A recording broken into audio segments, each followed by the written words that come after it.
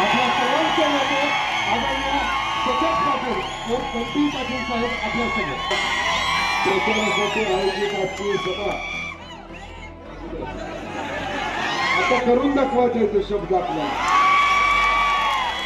गुरुद्वारची सभा म्हणले की जरा वेगळं असते आणि मग ज्या कर्तृत्वान माणसाने कुठल्याही राजकारणाची अपेक्षा न ठेवता आम्हीच त्यांना सारखं म्हणायचो कधी उभारणार आहे आम्हीच विचारायचो आणि दादा म्हणायचे थांबा. गणपतराव दादा नशीबवान आहे की या ठिकाणी सुसंस्कृत ते त्या ठिकाणी निश्चितपणे लहान भाऊ वगैरे नाही भानगडी करत.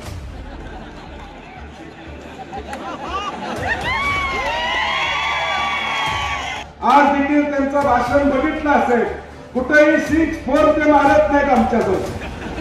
ते मॅच जिंकतात 1-2 रना काढून 1500 रुपये देतात. मेहरबानी करता का तुमच्या खिशात देता का आमच्या कराचे पैसे तुम्ही आम्हाला देताय देणगी तुम्ही देत नाही हे ताकदीने येणाऱ्या 20 तारखेला आपल्याला सांगावं. स्पेशियस लक्झुरियस सगळं मिळेल अगदी मनासारखं. बटू बिल्डर्स यांचा नवीन गृहप्रकल्प गृहलक्ष्मी रचना. गुरुद्वारची सभा म्हणले की जरा वेगळं असते. मला परवा शेखर पाटील आणि रघुनाथरावजी भेटायला आले. मी म्हणलं एक सभा आपल्याला शिरोळला पुन्हा करायची आहे कुठं करूया. मी म्हणलं जयसिंगपूरला करूया. ते म्हणले नाही जयसिंगपूर नाही साहेब वनवा पेटणार आहे तो कुरुंदवाड मधनच पेटणार आहे. सुरुवात होणार आहे ती कुरुंदवाड बसणं होणार आहे.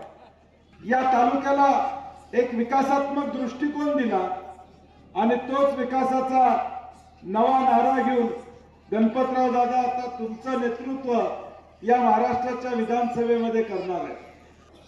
मला वाटतं दादा या महाराष्ट्रामध्ये या तिकीट वाटपाच्या महाविकास आघाडीच्या बैठकीमध्ये मी होतो. या महाराष्ट्राच्या अनेक विधानसभेच्या चर्चा झाल्या परंतु मला वाटते सगळ्यात जास्त फोन मला कुठले आले असते तर शिरोळ तालुक्यातले.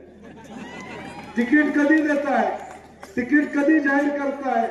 गणपतराव दादांसाठी आम्ही पायाला भिंगरी लावलेली आहे. पुढचे 20-25 दिवस तुम्ही जाहीर करा तिकीट. आम्ही घरदार सोडून या ठिकाणी या प्रचाराला वाहून देणार आहोत. आणि मग ज्या कर्तृत्वान माणसाने कुठल्याही राजकारणाची अपेक्षा न ठेवता आम्हीच त्यांना सारखं म्हणायचो कधी उभारणार आहे आम्हीच विचारायचो आणि दादा म्हणायचे थांबा थांबा. तुम्हाला सगळ्यांना दादांचा स्वभाव माहित आहे.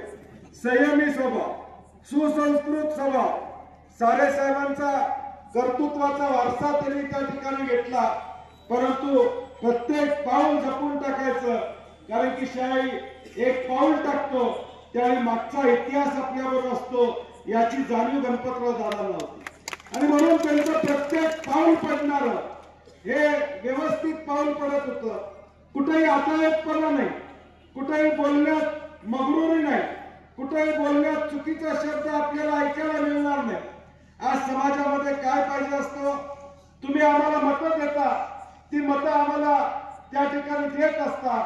त्यावेळी आमदार म्हणून आमच्याकडून काय अपेक्षा असते चांगलं बोलावं कुणी शिव्या देऊ नयेत एवढी अपेक्षा प्रामाणिकपणे या ठिकाणी असते. गणपतराव दादा नशीबवान आहेत की या ठिकाणी सुसंस्कृत ते त्या ठिकाणी निश्चितपणे लहान भाऊ वगैरे नाही भानगडी करणार.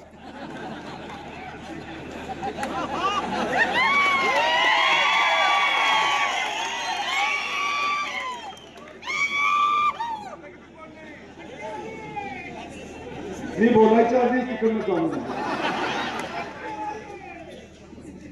हा निर्णय येणाऱ्या 20 तारखेला घ्यावा लागेल. या कोल्हापुरातली जनता तर शिरोळकर बघतेच आहे तुम्ही काय करताय परंतु त्याचबरोबर स्वर्गातून सारे पाटील साहेब पण आपल्याकडे लक्ष ठेवतात. स्वर्गातून सारे पाटील साहेब पण बघतायत की मी जे काही 5-25 वर्ष 40 वर्ष या तालुक्यासाठी जगलो या तालुक्याच्या हिताचं काम त्या ठिकाणी केलं.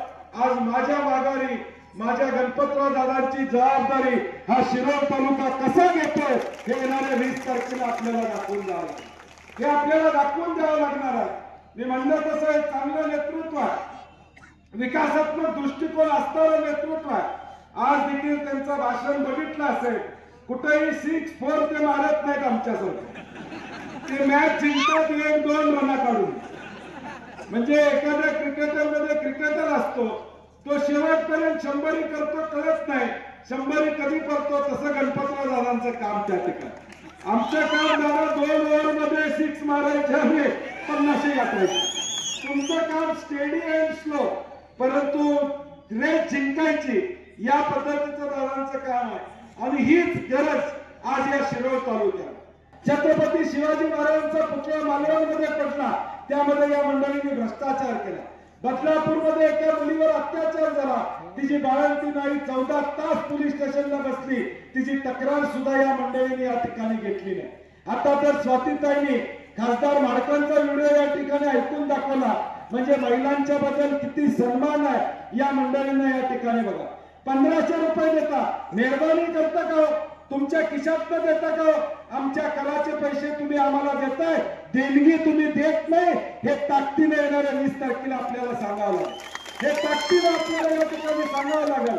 जी माणसं आज आम्हाला असं भीक टाकल्यासारखं 1500चा या ठिकाणी उल्लेख करतात, त्यांना त्यांची जागा दाखवून देण्याचं काम येणाऱ्या 20 तारखेला आपल्याला त्या ठिकाणी करावं लागेल.